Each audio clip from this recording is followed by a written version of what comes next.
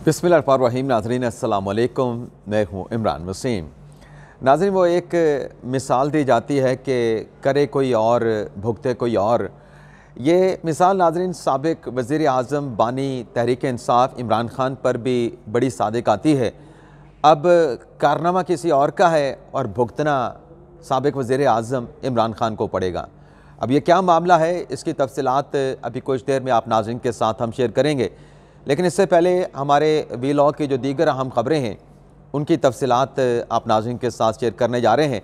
लेकिन ये सारा काम करने से पहले, ख़बरों पर गुफ्तगू का आगाज़ करने से पहले आप दोस्तों से दरख्वास्त है कि चैनल को सब्सक्राइब करें, बेल आइकॉन का बटन प्रेस करें, और अगर वीडियो पसंद आती है और हम जो बात कर रहे होते हैं आपको लगता है कि सच पे मबनी है तो लाइक भी करें, और ज़्यादा से ज़्यादा हमारी जो व्लॉग है इसे दोस्तों के साथ शेयर करके आगे इसको सेपरेट भी करें, आगे फैलाएं भी।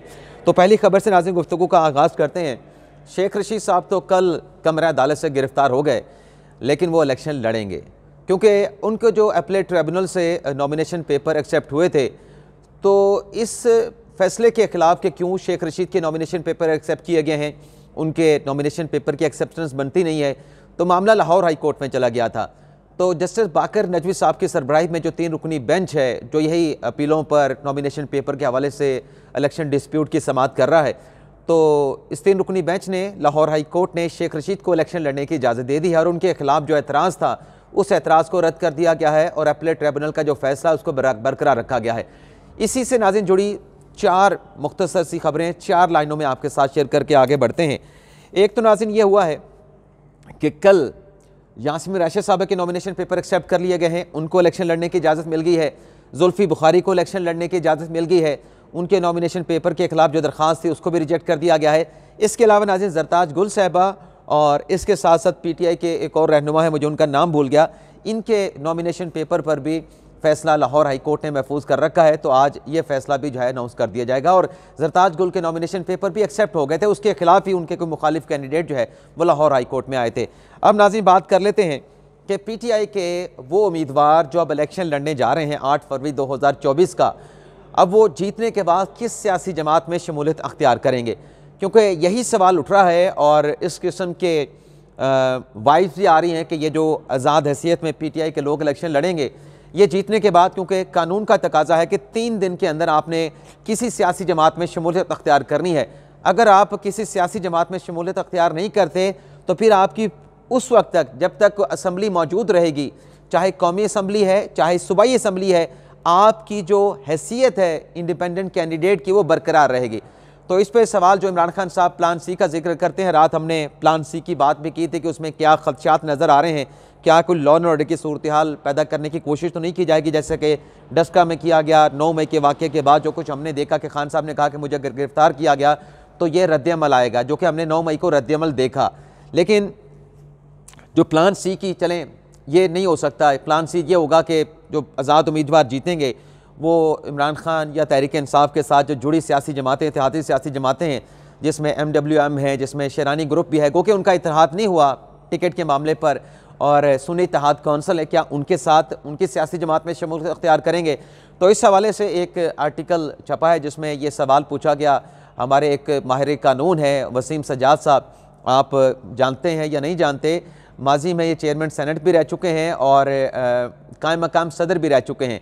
और जो फैसल वाडा साहब का केस सुप्रीम कोर्ट तक पहुंचा था, उस केस में ये वसीम सज्जाद साहब भी वकील थे, जिसमें इन्होंने आर्गू करके रिपेंट करा के फैसल वाडा साहब की जो ताहियात नाहली का फैसला था नीचे इलेक्शन कमीशन और हाई कोर्ट ने बरकरार रखा था, उसको सिर्फ 5 साल की नाहली तक महदूद कर दिया था। तो इन्हीं से पूछा गया उस आर्टिकल में कि क्या जो PTI के लोग हैं जीतते हैं आज़ाद हैसियत में तो क्या वो तहरीक इंसाफ में जा सकते हैं। तो उन्होंने बड़ा अच्छा जवाब दिया और वो उसकी लॉजिक भी नज़र आती है।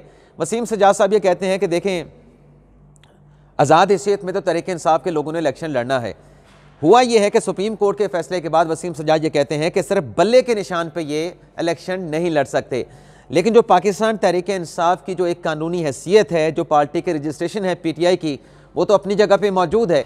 तो वसीम सज्जाद साहब कहते हैं कि अगर इलेक्शन लड़ने के बाद ये दीगर सियासी जमातों में जा सकते हैं जो कि रजिस्टर्ड सियासी जमातें हैं, तो ये पाकिस्तान तहरीक इंसाफ में भी जा सकते हैं। लॉजिकल जवाब है, लगता है कि बिल्कुल इसी तरह से होगा।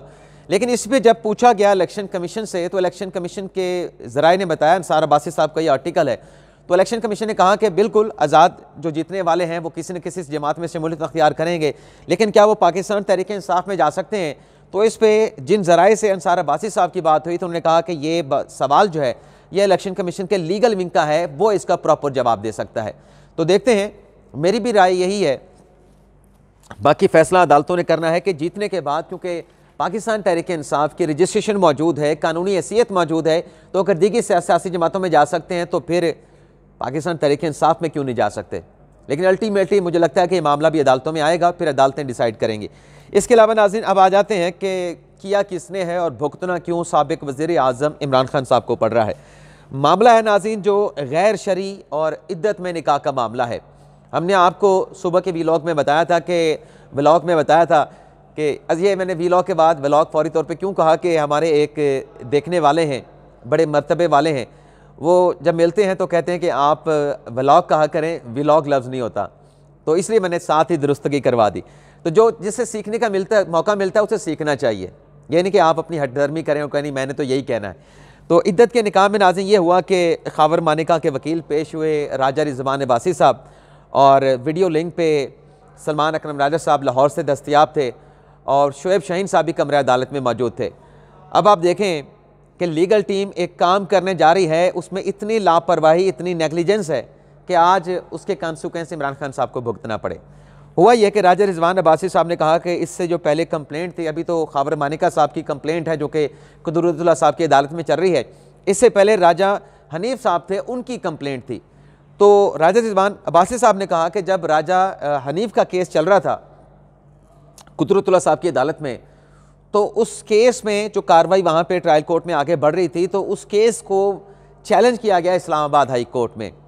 और जैसे जंगीरी साहब को राजा रिजवान अब्बासी ने कहा, खावर मानिका के वकील ने कहा कि आप इस केस को ना सुने, वही केस जो कि राजा हनीफ अब्बासी के हवाले से इसी नोयत की आइडेंटिकल एक पटिशन आमिर फारूक साहब की अदालत में थी, आप ये मामला वहीं पे भिजवा दें जो पहले से ज़ेर इल्तवा है। अब इस पे पाकिस्तान तहरीक इंसाफ के जो वकला थे उन्होंने एतराज़ उठाया। अब नाज़रीन होता ही है, वो क्या कह रहे थे उस पर आने से पहले उनका एतराज़ क्या था, मैं आपको ये बताता चलूँ, आपको समझाता चलूँ कि जब भी आइडेंटिकल मामलात के मुख्तलिफ केसेस सुप्रीम कोर्ट में, हाई कोर्ट में पहले से ज़ेर इल्तवा हो और उसी नेचर का कोई और केस आ जाए और वकील उसकी निशानदेही कर दे, तो अदालत उन केसेस को क्लब कर देती है।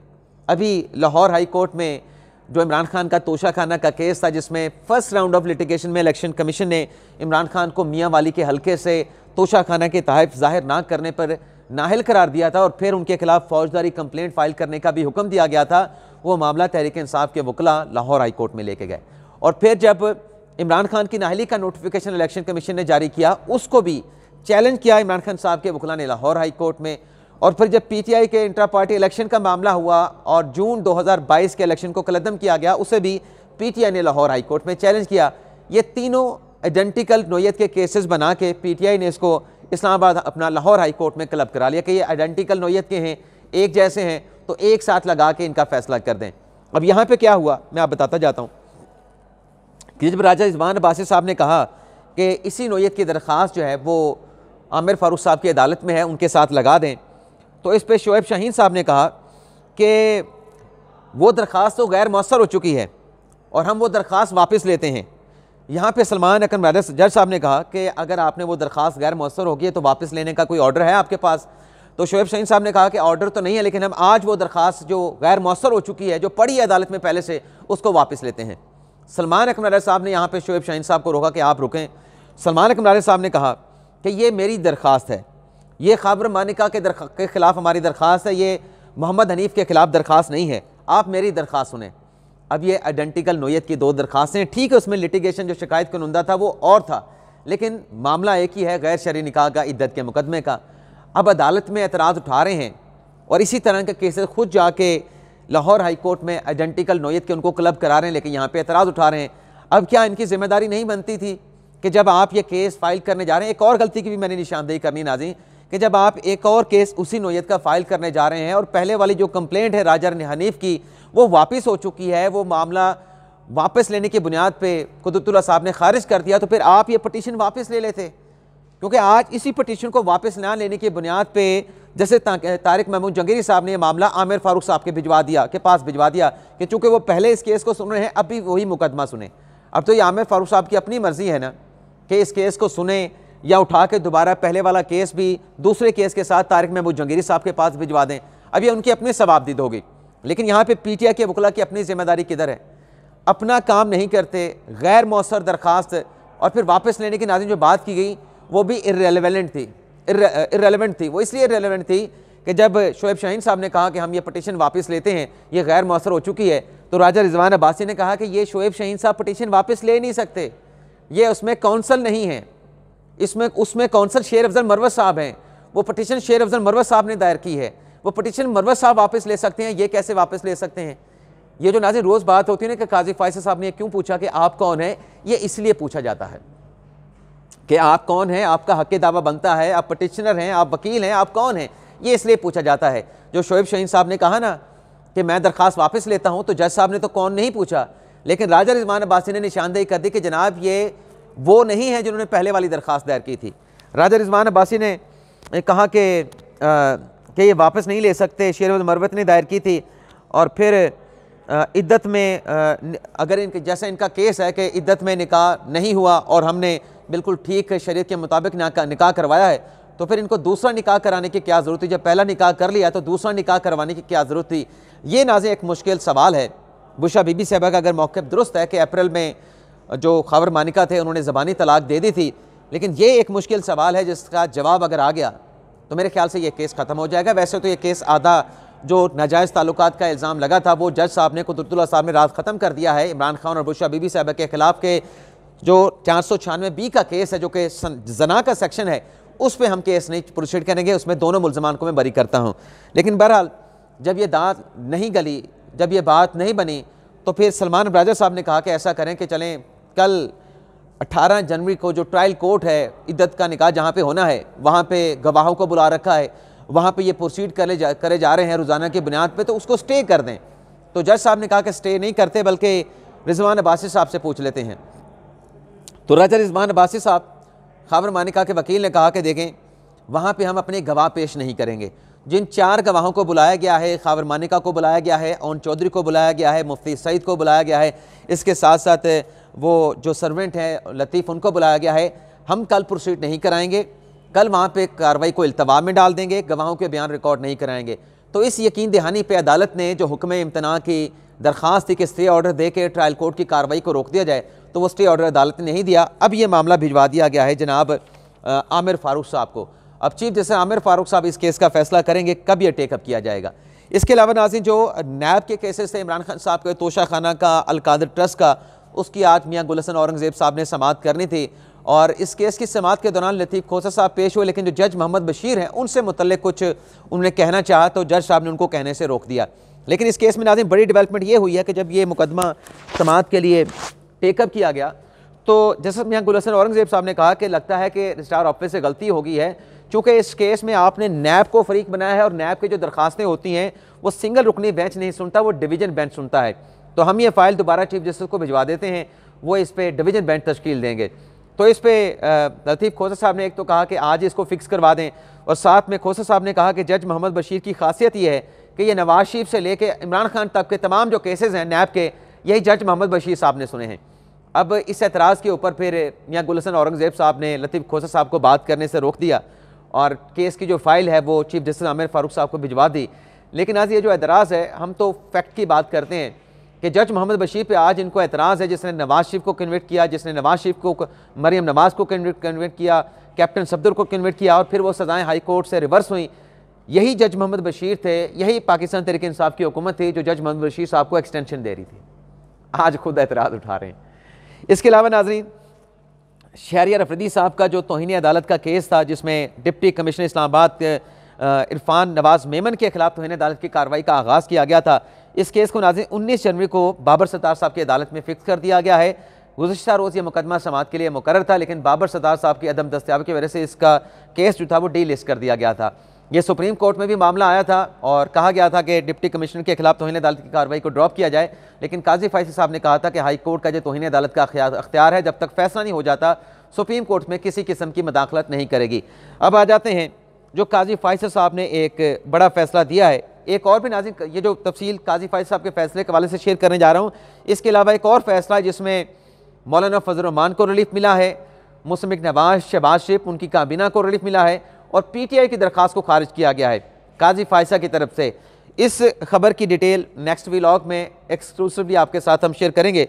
ये जो नाज़रीन मैं खबर आपके साथ जो मैंने थंबनेल पे लिखा कि काजी फैसल साहब का बड़ा फैसला, हलचल मच गई। ये नाज़रीन मामला ये है कि आज काशिफ नामी एक मुलजम की ज़मानत का मुकदमा काजी फैसल साहब की अदालत में लगा हुआ था, और बेंच में जैसा कि रेगुलर बेंच आपको पता है कि मोहम्मद अली मदद साहब हैं, मुसर्रत हिलाली साहब इस बेंच में शामिल हैं। तो मुलजम की ज़मानत तो अदालत ने एक्सेप्ट कर ली, और ये मुकदमा था कि चोर आए और मुलजम के घर से, जिसकी ज़मानत एक्सेप्ट हुई है, उसके घर से जो है वो चीज़ें उठा के ले गए, असला वगैरह उठा के ले गए। मतलब जो ज़मानत तो अदालत ने दे दी, कतई नज़र फैक्ट क्या थे, लेकिन काजी फैसल साहब ने इस मामले में नोटिस लिया है। जो मुल्क भर में ममनुआ असले के कितने लाइसेंस हैं, क्लाशनकोव का जो कल्चर है उसको ख़त्म करने के हवाले से काजी फैसल साहब ने इक़दाम उठाया है, और मुल्क भर में ममनुआ असले के कितने लाइसेंस जारी हुए, मुतल्लिका हुकाम से, वजारत दाखिला से, तमाम सूबाई होम सेक्रेटरी से, इंस्पेक्टर जनरल पुलिस से नोटिस जारी करके उनसे रिपोर्ट तलब कर ली है। अब काजी फैसल साहब ने यह भी कहा है कि अटॉर्नी जनरल सूबाई एडवोकेट जनरल को भी नोटिस जारी करते हैं, हुक्मनामे की कापियाँ उनको भिजवाई जाएँ। और काजी साहब ने रिमार्क्स में कहा कि जिसके घर से असला चोरी हुआ, पुलिस ने उससे लाइसेंस तक का नहीं पूछा। मालिक खुद इकरार कर रहा है कि 2 क्लाशनकोव, 2 कालाकोव, ये कालाकोव नाज़रीन वैसे मैंने पहली मरतबा सुना है, क्लाशनकोव तो हम सुनते रहे, 2 कालाकोव और एक पिस्टल समेत दीगर कीमती चीज़ें चोरी हो गई। मुझे भी काजी फैसल साहब ने कहा कि क्लाशनकोव का लाइसेंस बनाने की ऑफ़र की गई। काजी फैसल साहब ने कहा कि मनशियात और क्लाशनकोव के कल्चर ने पाकिस्तान को तबाह कर दिया है। ये तो नाज़रीन इस बात पर सबका इत्तफाक है कि जो 1977 में मार्शल लगा था ना, मार्शल के बाद जो क्लाशनकोव और मंशियात का कल्चर आया, उसके बाद पाकिस्तान का भट्ठा बैठना शुरू हुआ। तो काजी फैसल साहब ने कहा कि इस तरह काले शीशे लगा के बड़ी बड़ी गाड़ियों में क्लाशनकोव लेकर दुनिया में कहीं नहीं घूमते। आपके पास क्लाशनकोव कहाँ से आया? चीफ जस्टिस का दरख्वास्त गुजार से मुकालमा, IG ऐसे क्लाशनकोव के कागज़ दे रहे हैं तो क्यों ना उनके खिलाफ कार्रवाई की जाए। यानी जो दरख्वास्त गुजार था, जिसके घर से चोरी हुई थी, मुलजम तो था जिसने चोरी की थी, जिस पे इल्ज़ाम था, तो दरख्वास्त गुजार ने कहा कि मेरे असले के लाइसेंस थे। तो फिर काजी फैसल साहब ने कहा कि IG ऐसे क्लाशनकोव के कागज़ दे रहे हैं तो क्यों ना उनके खिलाफ कार्रवाई होनी चाहिए। हम सेक्रेटरी दाखिला को लिख देते हैं तमाम क्लाशनकोव और उनके लाइसेंस वापस करें। स्कूल और बाजार जाओ तो लोग क्लाशनकोव लेके खड़े नजर आते हैं, डरते हैं तो घरों में रहें, बाहर इसलिए निकलते हैं कि लोगों को डराया जाए, अपना असर और रसूख दिखाया जाए। इस्लामाबाद में क्लाशनकोव लेके घरों के बाहर गार्ड खड़े हैं, काले शीशे की गाड़ियों के साथ लोग क्लाशनकोव लेके जाते हैं, पुलिस इनसे पूछने की हिम्मत नहीं करती। कैसे पता होगा कि क्लाशनकोव वाले दहशतगर्द हैं या कोई और हैं? चोरीशुदा असलहे का लाइसेंस बारे इंक्वायरी में ना पूछने पर चीफ जस्टिस की पुलिस पर बरहमी। और फिर काजी फैसल साहब ने कहा कि बगैर लाइसेंस का असला रखना जुर्म है और पुलिस ने इंक्वायरी में मालिक से पूछा तक भी नहीं। तो ये नाज़रीन केस था। अब देखते हैं कि इसमें सूबों की तरफ से और मरकज़ की तरफ से क्या रिपोर्ट जो है अदालत में जमा की जाती है। इजाज़त चाहते हैं नाज़रीन, अल्लाह हाफ़िज़।